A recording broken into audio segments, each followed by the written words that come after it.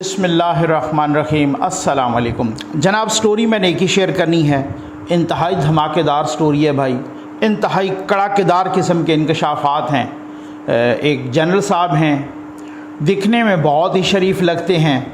मेरे साथ उनके अच्छे ताल्लुकात हैं। इसी वजह से जब ये सारी स्टोरी, ये बैंक अकाउंट्स, ये प्लाट्स, ये ज़मीनें, ये सारा कुछ जब मेरे हत्थे चढ़ा और मैंने रिसर्च की तो मैंने मुनासिब समझा अपना एक जर्नलिस्टिक एथिक के तौर पे। मैंने कहा जी मैं जनरल साहब से रब्ता करूं। ये कुछ अर्सा पहले मेरे पास ये सारी चीज़ें, मालूमात ये मैंने कलेक्ट कर ली थी। तो फिर जनरल साहब ने मुनासिब नहीं समझा मेरी बात का जवाब देना।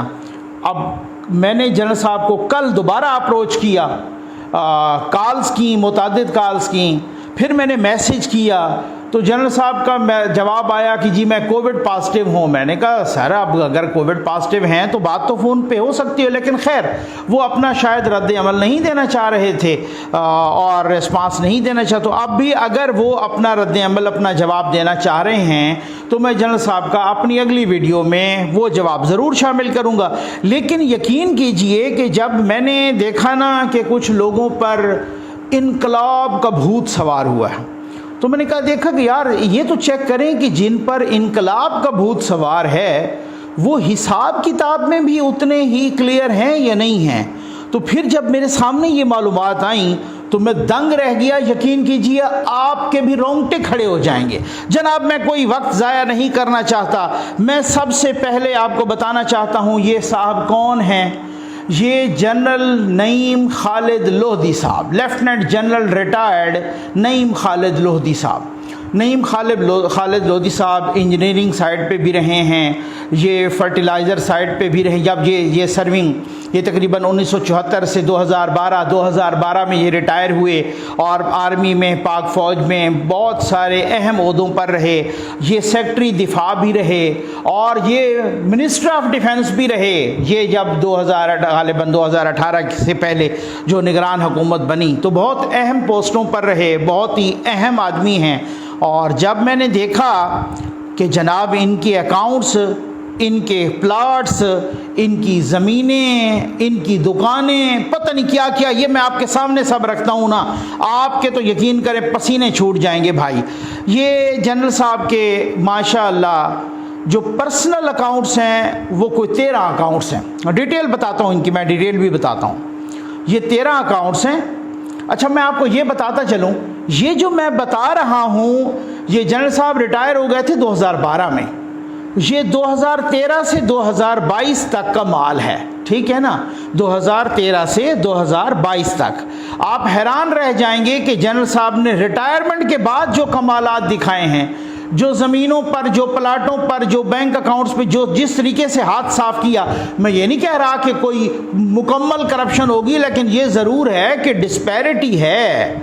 ये एसेट्स बियॉन्ड मीन्स का केस है, ये कंसीलमेंट ऑफ एसेट्स के केसेस हैं। ये कैसे हो सकते? 2013 से 2022 तक जनरल साहब ने जितना कुछ कमाया, जितना कुछ सूरत है, ये वो अकाउंट्स की मैं बात कर रहा हूँ जनाब। पर्सनल हैं उनके 13 अकाउंट्स।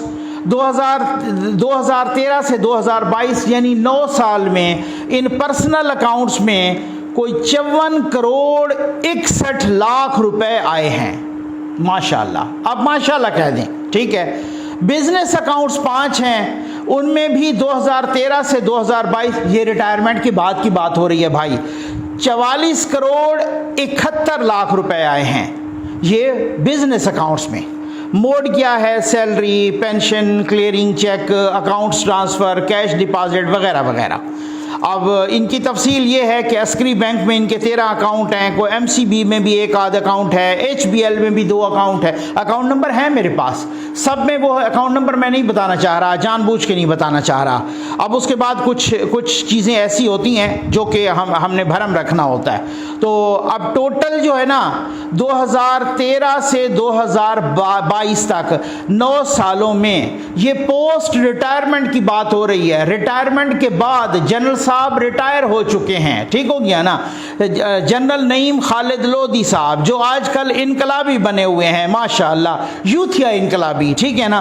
उन्होंने 2013 से 2022 तक ये 99 करोड़ 41 लाख रुपए इनके अकाउंट्स में आए हैं माशाअल्लाह। जनरल साहब वो हमें भी सर गीदड़ सिंगी बताएं ना कि जो बंदा 9 साल में अरबपति बन जाता है, हैं जी। हमें तो सीधी सी बात है, मैं तो कहता हूँ लाहौर तक जाना हो ना तो हम कहते हैं हिसाब किताब करते हैं, भाई पेट्रोल कितना लगना है गाड़ी में, जेब में है भी सही इतने पैसे के नहीं हैं। तो माशाल्लाह जनरल साहब रिटायरमेंट के बाद अरबपति बन गए हैं, अरबपति, ठीक हो गया। ये रिटायरमेंट के बाद की बात है, पता नहीं पहले क्या क्या सूरत हाल हुई होगी, लेकिन खैर।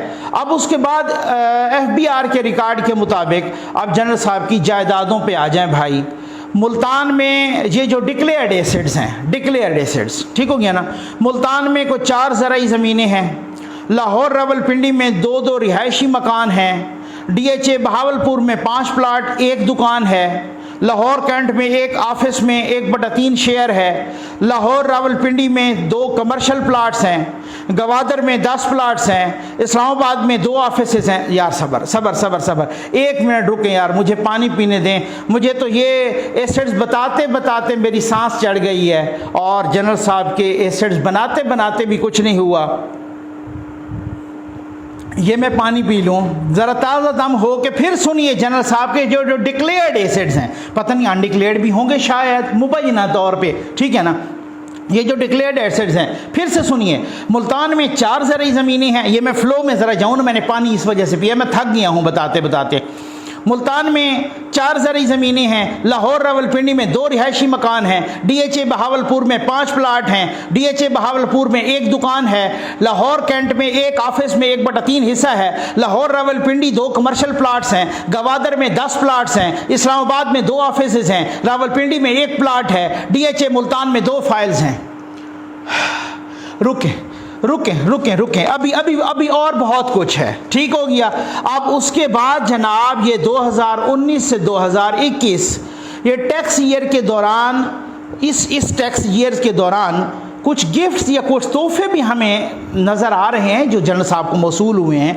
उनकी इंक्वायरी भी अभी नहीं हुई, ये मैंने रिसर्च की है कि वो भी इंक्वायरी अभी बाकी है, ठीक। अब 2019 से 2021 के दौरान 10 करोड़ उनके अकाउंट्स में आए।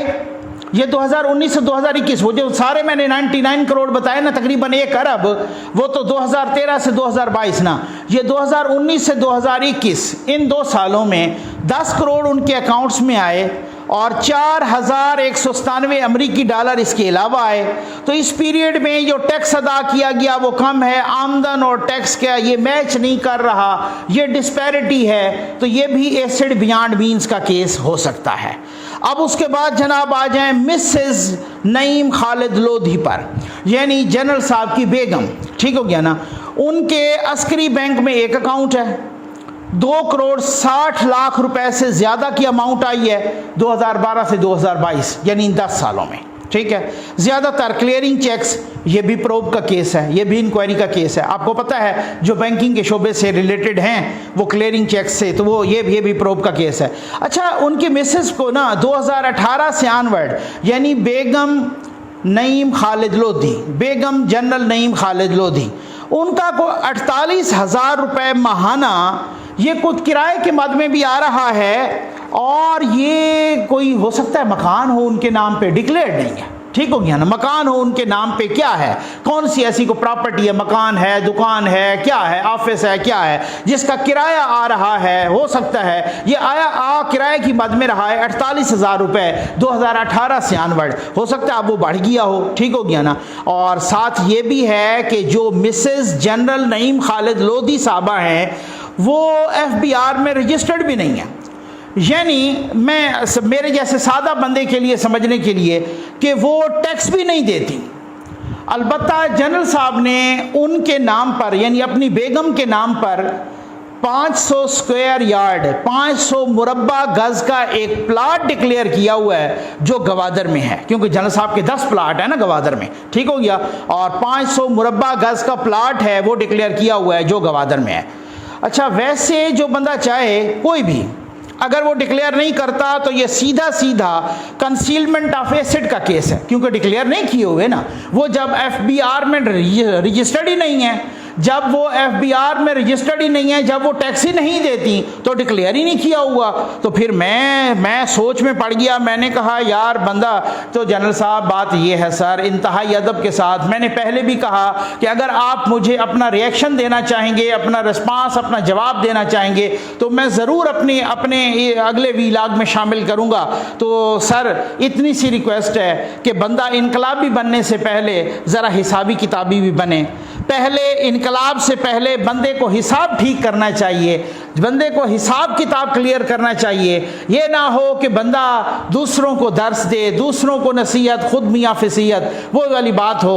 तो ये सूरत हाल है। मैंने कहा कि आपके रोंगटे खड़े हो जाएंगे, पसीना आपको भी आया होगा, पानी पी लीजिए आप। अब मैं आपको क्या कहूँ, आप जज़ाकल्लाह कहना है या माशाअल्लाह कहना है या इन्ना लिल्लाह कहना है। उम्मीद है आपको वीडियो पसंद आई होगी।